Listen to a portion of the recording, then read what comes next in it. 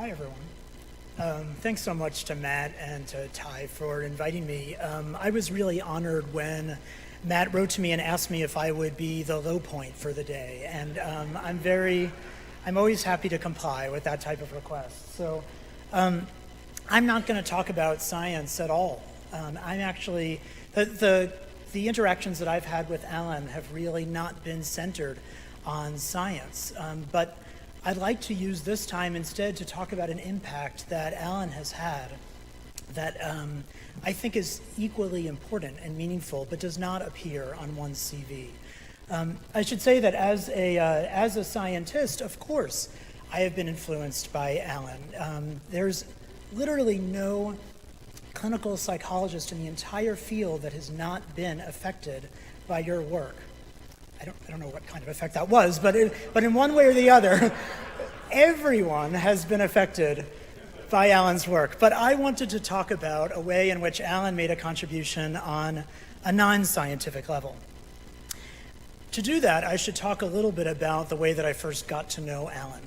It was 1998, and it's probably important for the story to remind people that in 1998, we were still a bit in, the early days of how we interacted on the computer. We had quite old computers. I think Google was just starting, if even being used then. And it was the kind of time that when you sent somebody an email or received an email with an unnamed attachment, you would gladly open it and look at what was in there, even if you didn't expect it to come.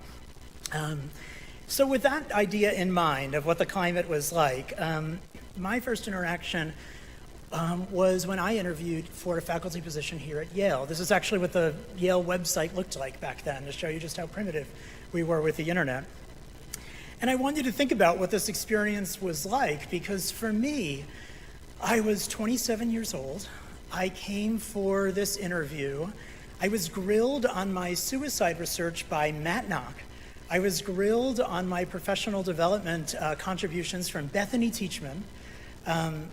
I sat for breakfast, lunch, and dinner scared to order anything unhealthy with Kelly Brownell sitting across the table from me. I was asked to talk about my contributions in the work of social development research with Ed Ziegler. And then I met with Alan. Alan was the chair at the time, and honestly, I think I've blacked out most of the experience because, this is, Alan Kazdin, the Alan Kazdin, this Alan Kazdin, this guy, this guy, this guy, and this guy.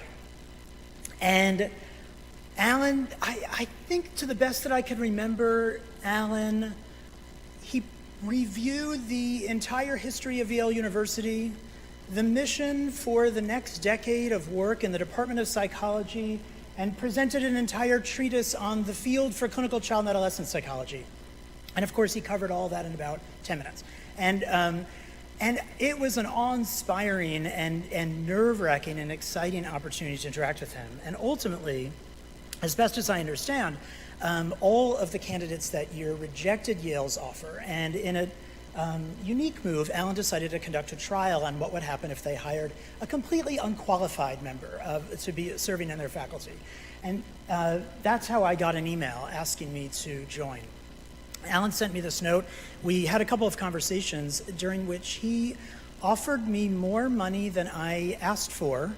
He coached me. I remember it was $45,000, and I had not asked anything close to that, and he was already coaching me. And he sent me an email with an offer, and I was preparing a reply. Now, a little bit before I prepared my reply, I got some email from some colleague where I was doing my postdoc, and oddly enough, the email that was sent to me was to confirm some sort of a meeting. But a second email showed up right in my inbox along with it, and that second email had no content, nothing but a blank attachment, an attachment with no title. So, I wonder what that is. So I just went ahead and clicked it, and what I found was that some screen opened up on my computer that showed a, fireworks display of some sort. Well, I had no idea what that was. It seemed a little lame and weird, but okay.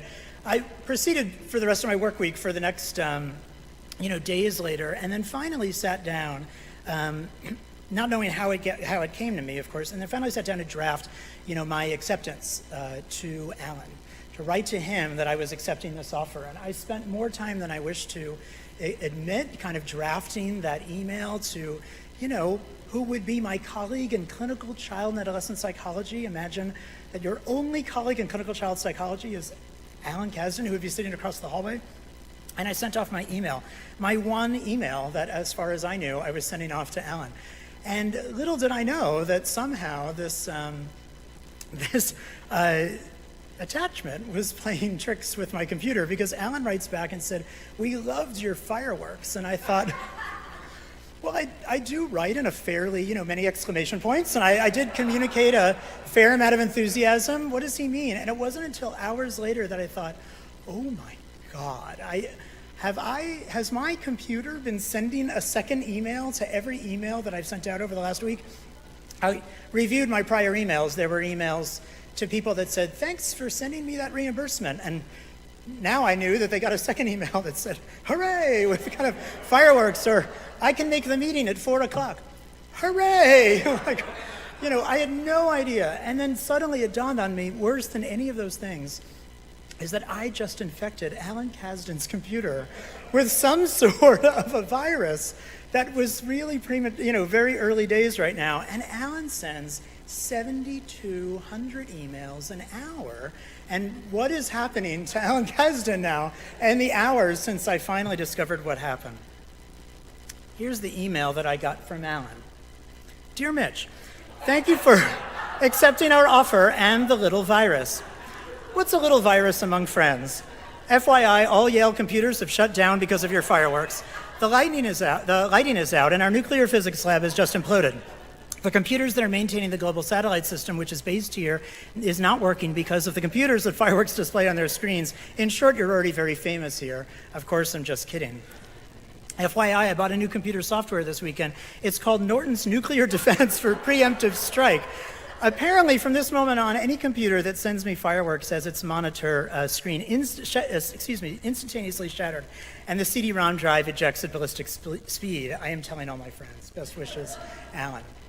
So this was my introduction to interacting with Alan. I actually recently was told by somebody that in the IT world, this is considered to be the first largest worldwide spread virus that kind of occurred in this entire era. And I believe that this is one of the many impacts of Alan Kazdin and his fast email strategies, because I'm sure he alone infected, I don't know how many people.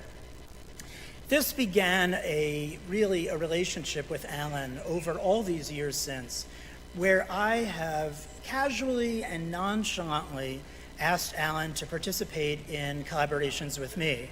And Alan has selflessly and generously accepted each of those offers. And and the thing that I think is very important is the way in which Alan has really dedicated a remarkable amount of time and energy to helping a young scholar who, really did not know what he was doing. One of those initial interactions, I had some, crazy idea to write up, to edit a book. And I asked Alan if he would contribute a chapter to this book, one which had nothing to do with science whatsoever and did not really, truly in retrospect did not reflect the true expertise that Alan had to offer. But he was the first person to say yes. And in fact, he also met with me to negotiate how I should work with the publishing house and really think about how I should construct that book, and to think about authors that could fill in chapters for the book. And then, of course, once he submitted the chapter, he sent me this email. "Dear Mitch, I hasten to remind you about our prior agreement regarding this book. If this is made into a movie, I believe I was promised I could be an extra in one of the crowd scenes. If the scene could feature my left side much stronger, that would be super. Best wishes, Alan." Of course, as working on that book, we had to put together little bios about each of the authors, and I put something together for Alan, respecting just how busy he is, and asked him whether this would be okay. And I think in that I had ended with something about his remarkable publication rate, he wrote back to me, "Dear Mitch, feel free to revise that sentence, but I would be grateful if you would not add the phrase, 'They are all in pretty Mickey Mouse journals.' I was offended when the last person added this in a similar situation. You'd think my mother would not do such a thing. Best wishes, Alan." You've seen this picture already. This was an opportunity to serve on a dissertation committee with Alan, and this was Matt's dissertation. I have to say that the experience of being the only junior faculty with Kelly Barnell, Alan Kazdin, and Jerry Singer as your colleagues in clinical, but in particular Alan, because we worked with a number of students at the same time, including Matt and Andy, was really another opportunity where there was an impact that Alan was having. I would talk with these students, they would go and talk with Alan, and they would come back, and what did Alan say? What does he think about that idea? Could you tell him about the research I'm thinking about doing? What does he say about that too? And there was this remarkably informal yet incredibly generous way in which, as a junior faculty member, there was an opportunity to benefit from Alan's tutelage as well, in a way that I have to say is remarkably unusual to have happen among colleagues, at least I found. Of course, once Alan received a picture of this photo, he wrote back to me to say, "I'm responding to the photo on behalf of Mr. Kazdin. As his attorney, he wanted to express dismay at this photo and what his appearance in this photo may do to his acting career. I am in a high-security federal prison at this time with 2+ years on my sentence. Consequently, I myself will not be able to pursue legal action. Where I am, it turns out easier to pursue illegal action. Mr. Kazdin just wanted me to convey his concern on the use of the photo. He would like this photo to go the way of his professional contributions, in which disuse seems to be the rule." And then it was signed Mel the Blade Livingston, attorney at law, cell 676. I also, when it was time to revise that same book, I just wanted to share that Alan wrote back and said, "Dear Mitch, I hasten to remind you about our prior agreement regarding this book." Just a repeat slide.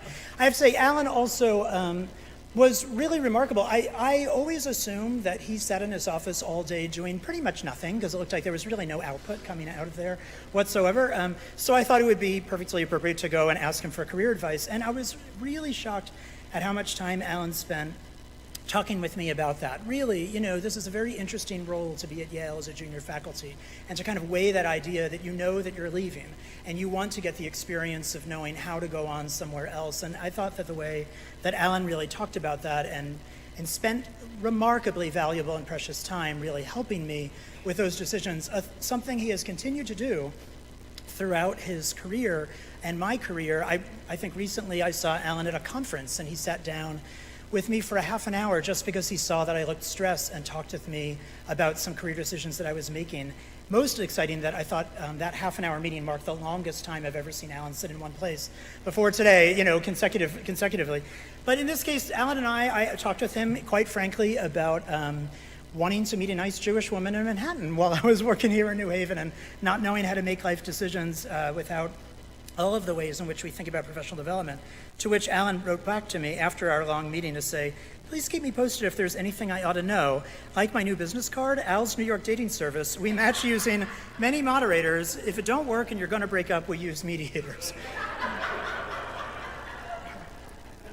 And later on, I asked Alan to review for a journal that I was fortunate enough to be serving as associate editor for. As people have described before, he sent his review back in minutes, just remarkably quickly, to which I responded that I really appreciated how quickly he worked.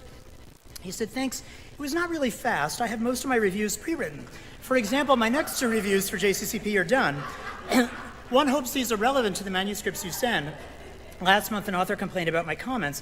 My 2-page pre-written review ended with a comment that the paper did not add anything new to the literature on electroconvulsive shock therapy. The author complained that my comments were mystifying because this paper was a study on peer relations as a buffer for trauma. Okay, so I miss once in a while. It's a teensy-weensy price for fast reviews. Best wishes, Alan." When asking him to revise that book chapter, I appreciated, again, his rapid and quite honest response when he told me, when I sent back some revisions, I'd be pleased to make any revisions you deem necessary to bring to the standards of your book. If the revisions need to be made with a fast turnaround, I prepared my reply to your request with a YouTube video just for you. No need to look at the video if you will not be asking for a fast turnaround. And if you click on the link, there's a video of 20 minutes of hysterical laughter. So, always a pleasure to be involved in one of your projects. And most recently, we are assembling a list of media experts who can really help to convey psychological science to the broader public. The idea that, and Kelly was talking about this earlier, that we tend to do a very good job educating one another, but it is absolutely critical that the populations that we are meant to serve hear directly from scientists to understand the impact that we can make. I asked Alan if he would be willing to be on a panel of media experts to really be able to serve as a exemplar for how this is done in the field. He wrote back to me, I occasionally do call in talk shows. Those are on child rearing. I field approximately 45 or 60 minutes of essay questions from parents mixed in with commercials on barbecue sauce, lawnmowers, and weather reports. I love these because they convey that I have no dignity at all. I pray no relative hears those shows. Once in a while I'm teased in an email from a distant colleague where the show played, who did hear that and lovingly mocks how my career has plummeted. Ah, the rise is so slow and the fall is so fast. Think roller coaster. 2 photos are attached. I hope one of these is the proper resolution for your needs. Either one would be fine to use. This was one of those photos, and this was the other. So who is Alan Kazdin? I have to say that for all of these incredibly rewarding and really entertaining and fun interactions, this is a question that I've spent a lot of time thinking about. Who is the person behind the CV? I will say that I have been on many, many, many search committee dinners with Alan. I don't know that I've ever actually seen him eat. I've also received emails from Alan at all possible times of day and night. I'm not convinced that he sleeps. If one looks at any of his CV, even any one section of his CV, it's hard to imagine that it's possible for any one person to complete all of the things that he does. So I don't know the answer to this question, but I have a couple of hypotheses. I have a couple of reflections. On the one hand, we know Alan to be one of our most prolific contributors. Really, his CV and his contribution, truly remarkable, and true Alan style. We won't talk about all the data, but just no. I think he really has genuinely made remarkable contributions to the field, not just in the sheer quantity, but seriously in the quality of his work and in the desire to help people to think about more than simply making a contribution, but how to make one that's meaningful and that will change the field. He really has been a vanguard for the field of clinical psychology, among the very few who have broken the glass ceiling for how it is that psychologists should be regarded within the field and the discipline and the units that are typically run by psychiatry. Alan is an undisputed leader of the profession, which is marked not only by his many awards, but also the service that he's done, service for a variety of disciplines, including his work as the APA president. I recently was in APA and I asked people for testimonials to Alan's tremendous and indelible impact, and just was showered with these kinds of remarkable comments. And also, I think it's important that we recognize Alan's work about helping to communicate in a straightforward, entertaining, and relatable way how science could be used to improve children's lives, even when it comes to talking directly with people who are most in need of psychological services. But I think that beyond all of these impacts, I think that there's one secret impact that he's made that is also equally important, and that is the extent to which he has been a champion and supporter of not just his own students, but junior colleagues who have been fortunate enough to be in his path over all of these prior years. So for that, I say thanks.